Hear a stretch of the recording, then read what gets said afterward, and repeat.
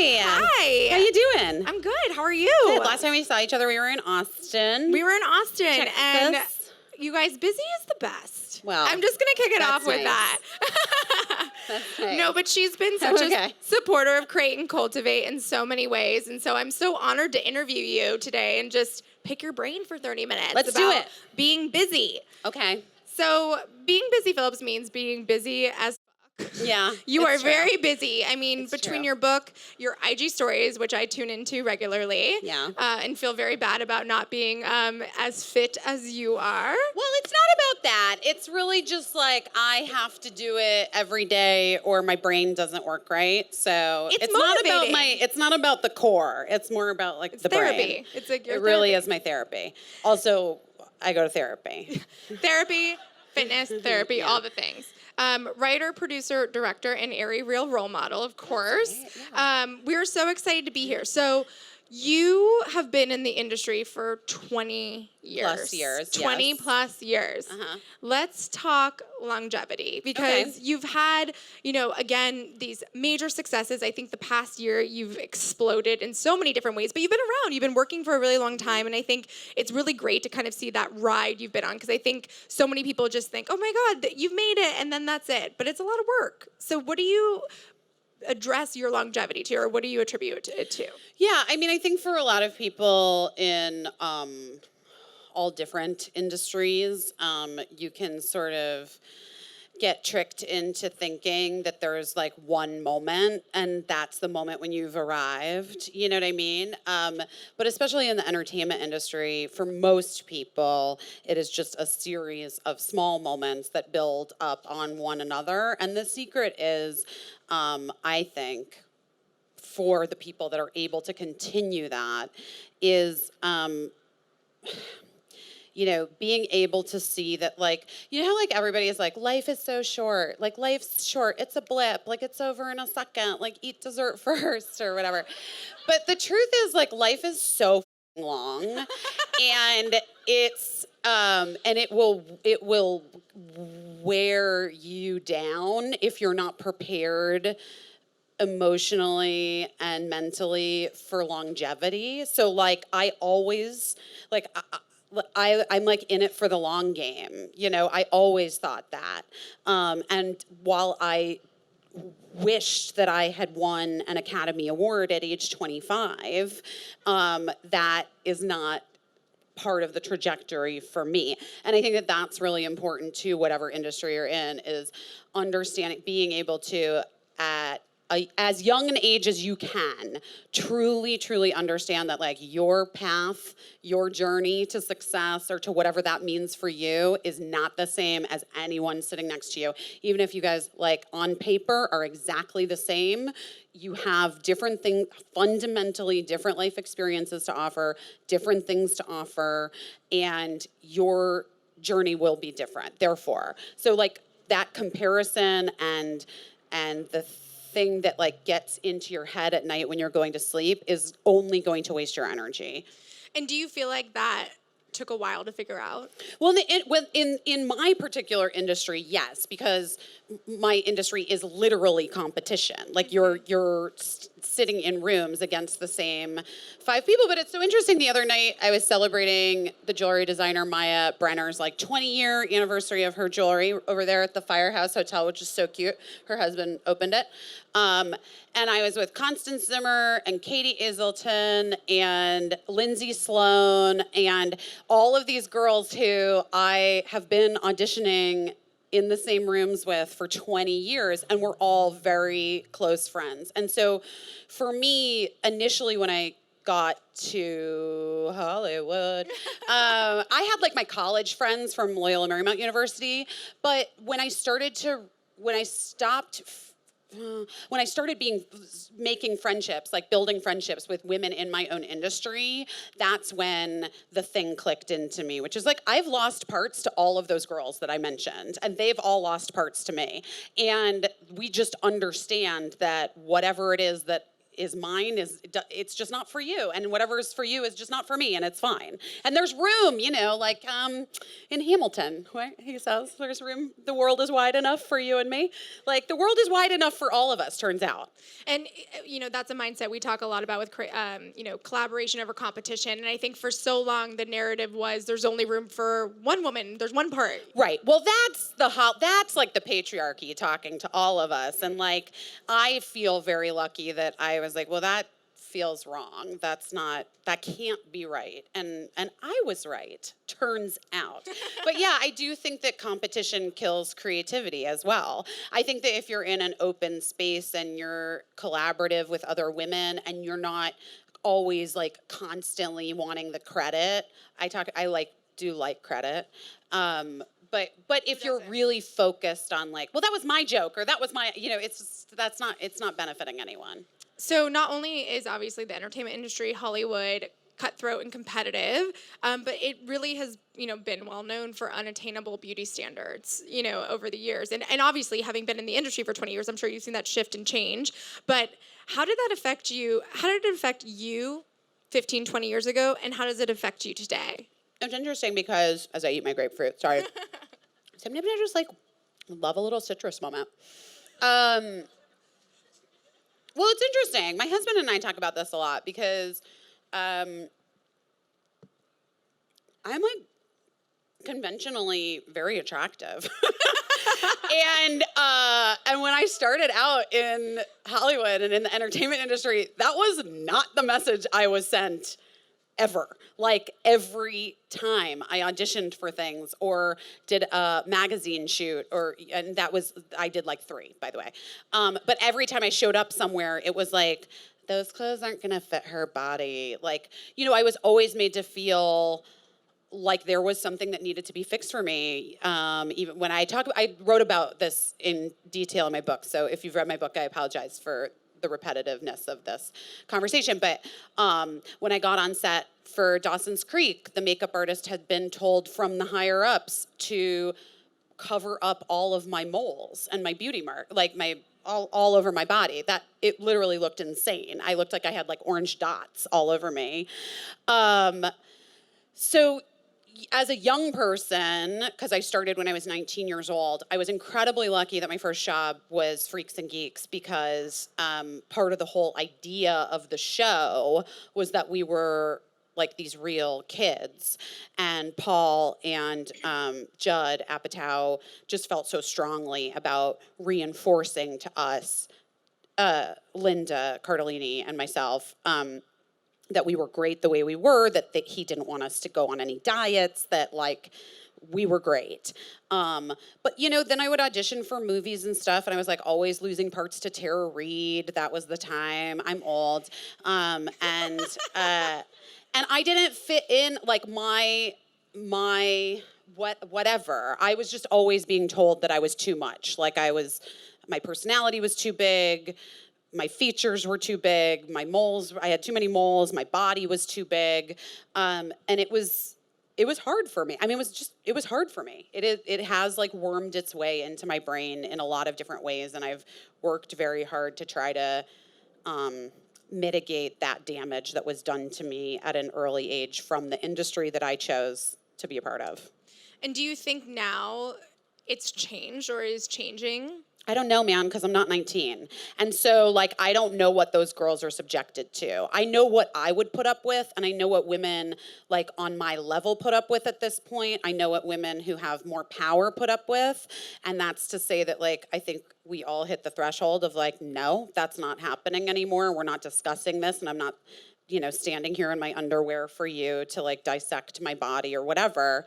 But I can't speak to what the experience is for someone new coming into this industry. I just don't know. And I hope it's better.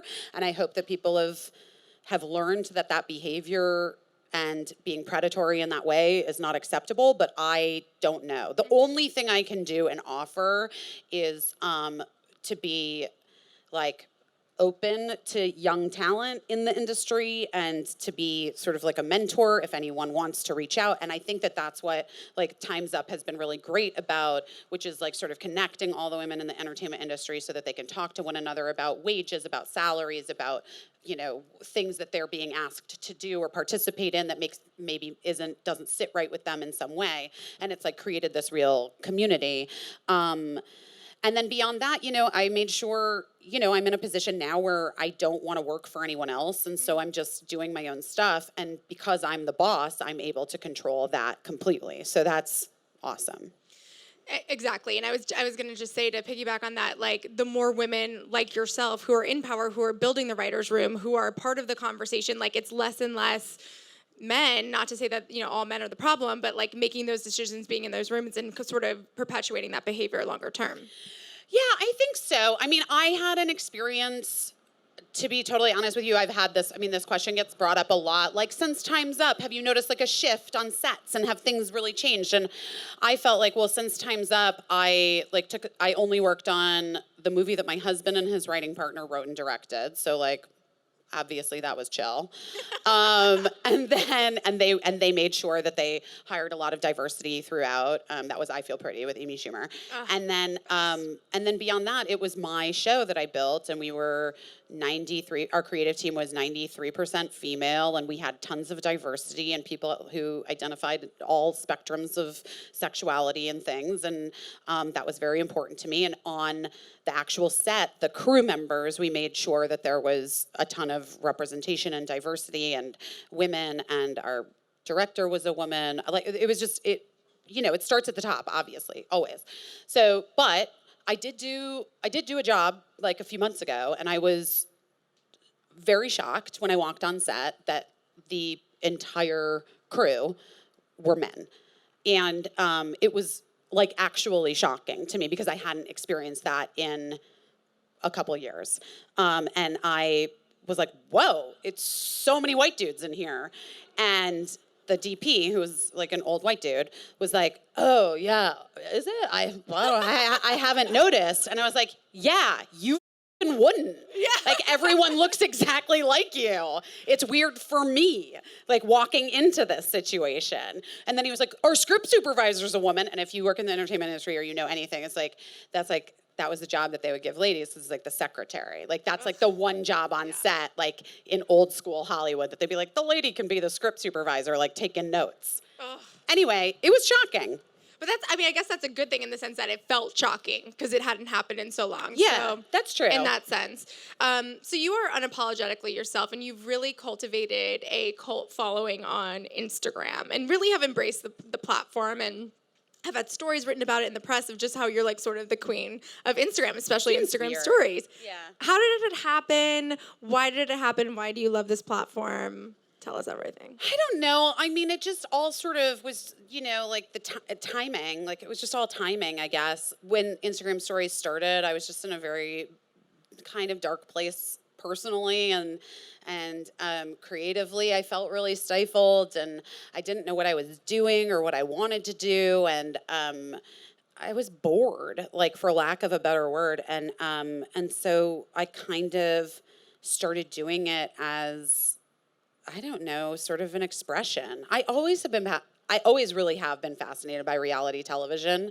I always loved, like, again, I'm a million years old, but like The Real World, of course, was my favorite when I was young, like the original reality show.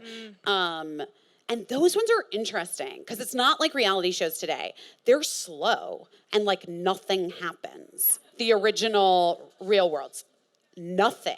It's crazy. They started manufacturing drama later on, and then that became sort of like the standard, and then now we're in a totally different stratosphere in terms of like what's manufactured and, you know, what people want to see, and sort of, you know, appealing to the lowest common denominator and all that. But the original Real Worlds were everything to me. And so that confessional feeling, I would do those confessionals in my like Honda Civic SI, like just like driving home from high school. You know what I mean? So to me, that was kind of what I was doing at night, was like, guys, let me tell you what happened today. And I really liked the intimacy of it. And I really liked and then I really liked the connection. It was really nice. And I truly wasn't like even looking for anything. I really wasn't looking for anything. And then when it's all changed and people were writing articles about it, I thought, well, that's interesting. What is that? I should figure that out. So that's what I tried to do. So you talked a little bit about how you were kind of in a dark place when this all started happening. And that's something that you do share on your Instagram stories is like the good times, the bad times, the ebbs and flows. And I think, mental health is such a hot topic right now, but also just vulnerability and sharing what's like really happening. Like not everything's perfect, even though from the outside, your life looks incredible. So why do you think it's important now that people are sharing these real stories, and how have you sort of tackled that yourself?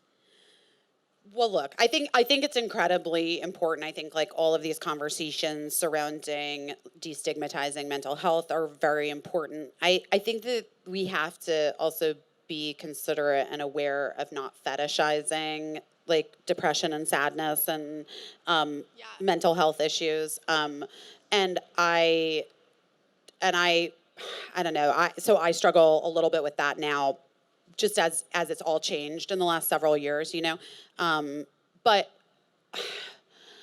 I think that I never saw. I mean, I guess I don't know. I guess it depends who you follow and stuff. But I was never following like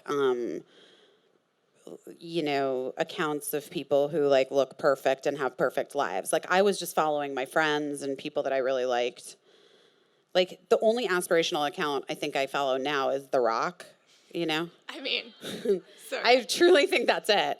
But so like a lot of people would ask me like, you're so real on your thing. And my feeling was always like, I'm just following like my friends from Arizona and their kids. Like, I don't understand why what I'm doing is considered real. Do you know what I mean? Yeah. Like it just never occurred to me not to be the me that I would share with those girls I went to high school with. Totally. And I think that's also, there's a lot of accounts that are editorial. They feel like magazine spreads, and it's like they're in Tulum, they're in here, they're in this, and it's like we're kind of all just sitting like at work like, why was my life not like that? And I think there's a lot of that comparison that happens. I do have one friend where I'm always like, where the fuck is she now? Like, what is happening in her life? And Mark and I talk about it, and I'm like, I kind of feel like she just saves up photos and like posts them whenever she wants, or she feels like today is like a sunny day and I'm going to post this photo from Milan. I mean, I don't know. It's very true. But I also think like ultimately one of the things that resonated with me and the general public is that like I am weirdly a good combination of aspirational and like totally normal and regular, because I live a very within reason of my life that I live is not that much different than a lot of the girls that I went to high school with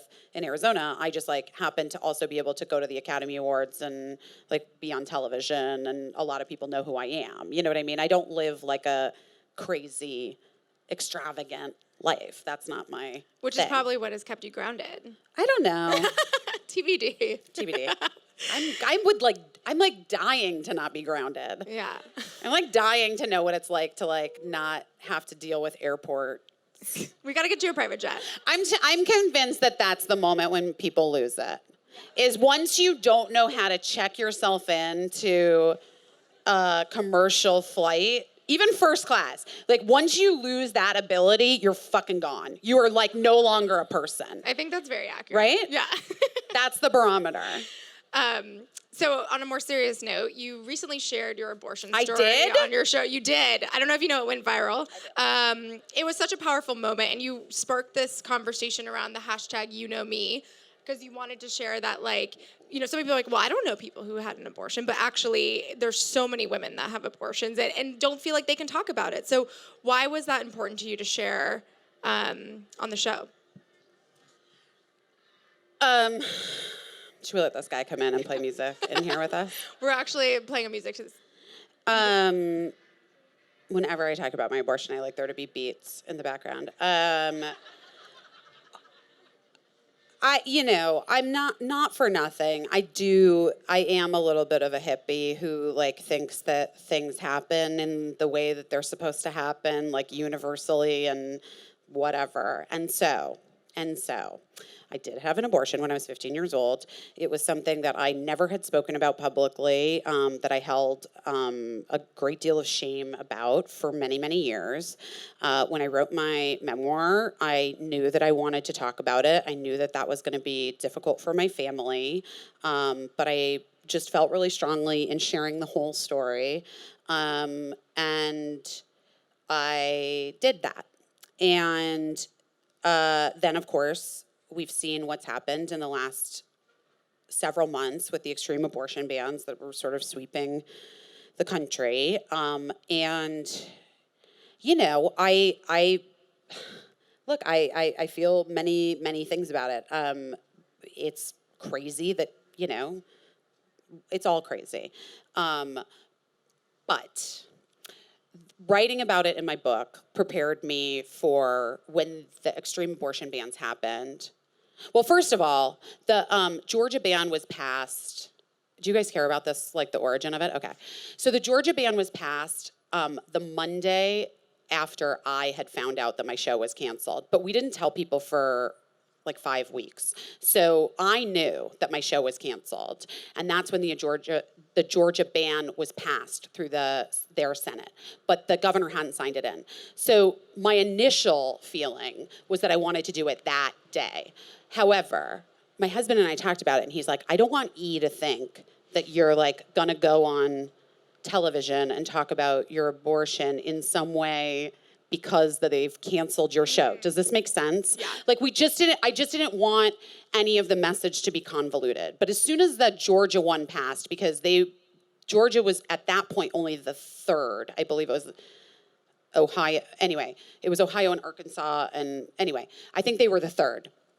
None of these laws have gone into effect, Okay, so then I spoke to a friend of mine who's an activist in New York who works with NARAL and Planned Parenthood. And she said, if I were you, how much longer do you have on your show?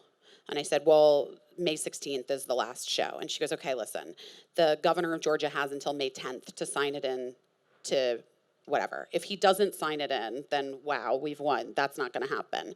But when he signs it in, that's when you should make your statement on your show, because that means it's happening. That's like, it's real. Yeah. So I had already written like a whole thing that I was going to say on the show, and then we held it for several weeks, and then when Governor Kemp signed the bill, we decided that was the night to do it, and it happened to be the Met Gala after show too, and this one of our writers, who's really smart, this young woman who I love so dearly, said, well, isn't that just what being a woman is?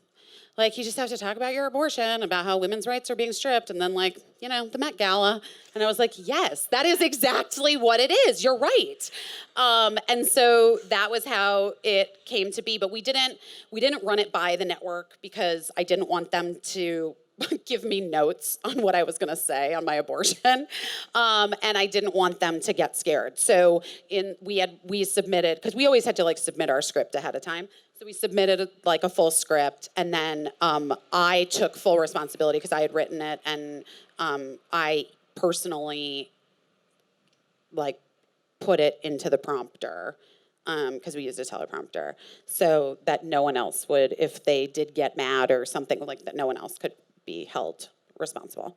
And that was pretty crazy. And I think really speaks to the other thing, which was why I even wanted to do a late night talk show in the first place, which is that like we know that diversity and representation, of all kinds makes a difference in our media, and having a female voice in late night television is important, especially when our country is dealing with lots of different issues that affect women, like people trying to strip rights completely and our autonomy. So, and then the hashtag was kind of Tina Fey's idea, because she just thought like, there's been Shout Your Abortion, there's been hashtag I Had an Abortion, there have been all of these other things. And I was inspired by also Tarana Burke's, You Know Me, because I feel like we've all, like a lot of sexual assault survivors have like carried a deep shame about it. And there was something really, I saw it. It was very freeing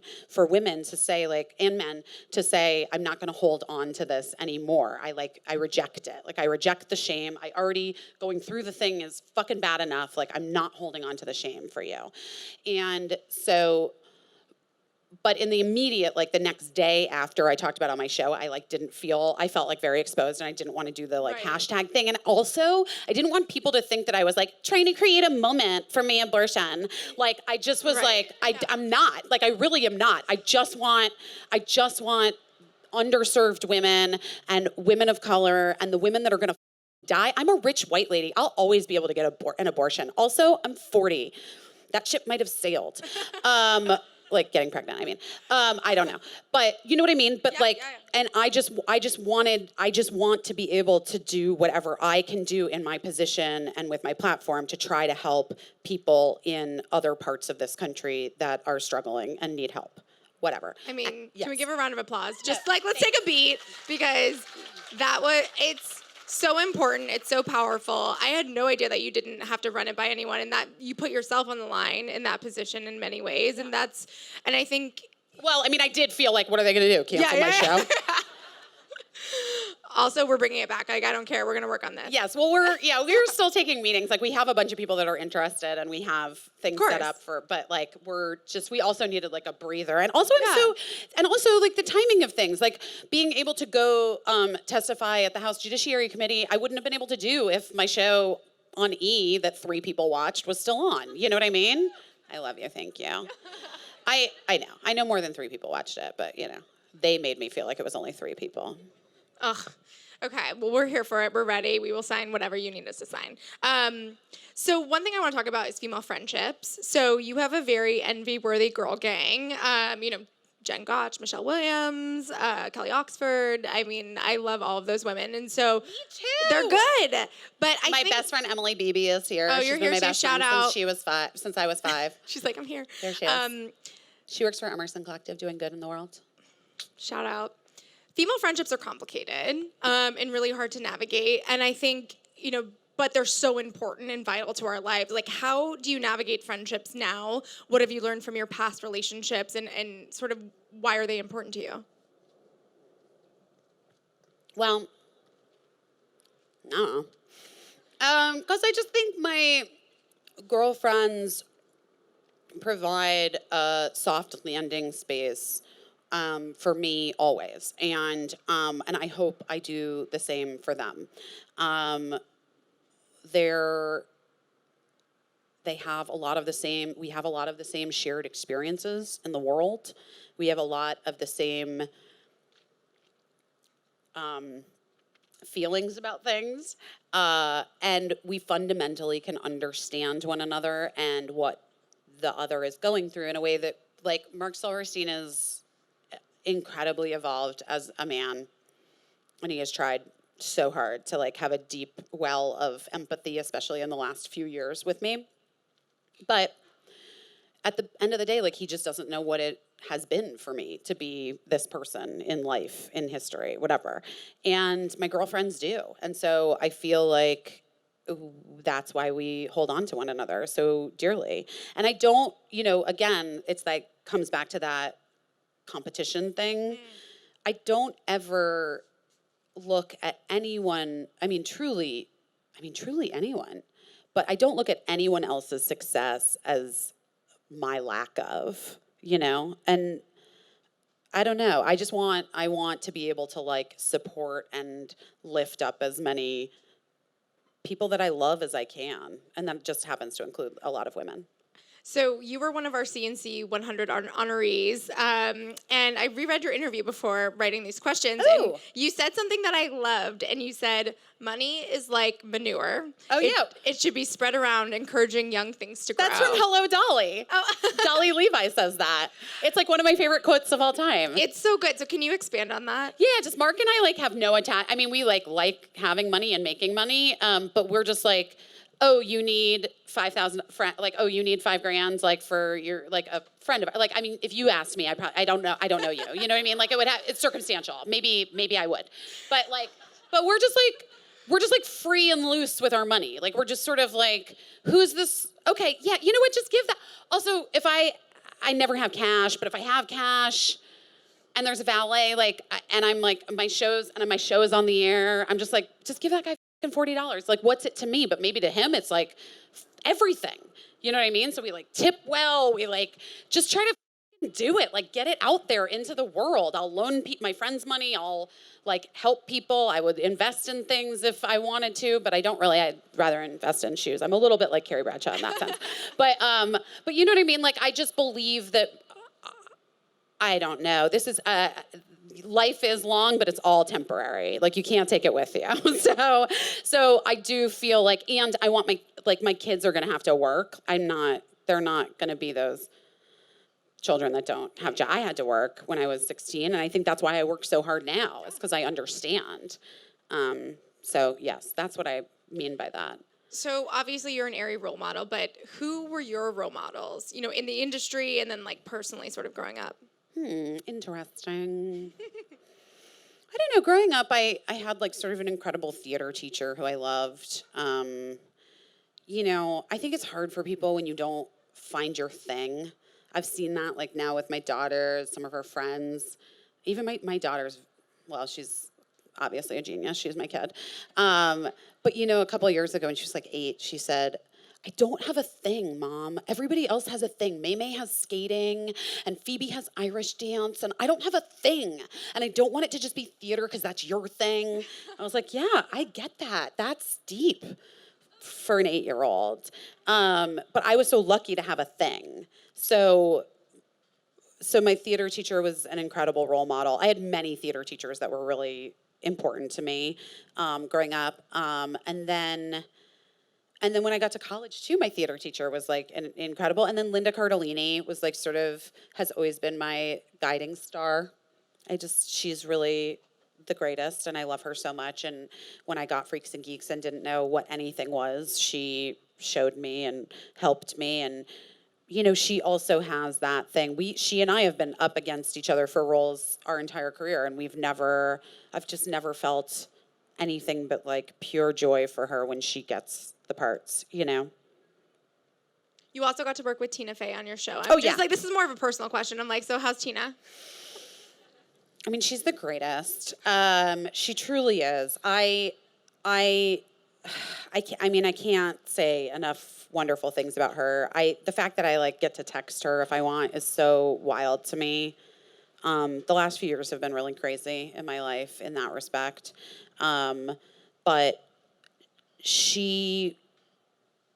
initially, we had done a pilot together for NBC that hadn't gotten picked up, and her company, she reached out and was like, do you want to develop something else, you know, a comedy, like what they had done for Ellie, for Kimmy Schmidt. And I just was feeling exhausted by the industry, and I said, no, I don't want to do that, and I'm making money, like, monetizing my Instagram, and I don't fucking know what I'm doing, but, like, I can't put myself through that heartbreak. Again, little did I know.